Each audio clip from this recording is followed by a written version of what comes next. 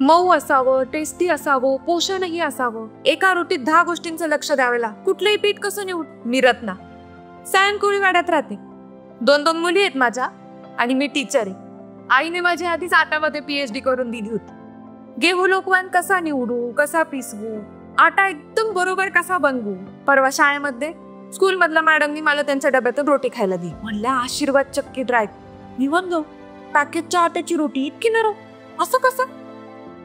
बरोबर बोलली होती ती. आशीर्वाद चक्कीचा लोकवान गेहूचा कमाल होता तो. स्वतः चुलता. हो, गॅरंटी आहे ना तशी क्वालिटी सर्टिफिकेटवर. माझ्या पॅकेटचा लोकवान कुठून आला होता सगळं लिहिलं होतं. आणि एवढंच नाही, 40 क्वालिटी टेस्ट करून पाठवतात आट्यावर. आणि काय पाहिजे त्यातून रोटी बनव. मस्त मऊ मऊ. मला जे पाहिजे होतं ते मला मिळालं. तुम्ही पण आजच ट्राय करा. आई शपथ, रत्नाची गॅरंटी आहे. तुमचं आवडतं लोकवान गहू आता आमच्या पिठामध्ये चाकून बघा.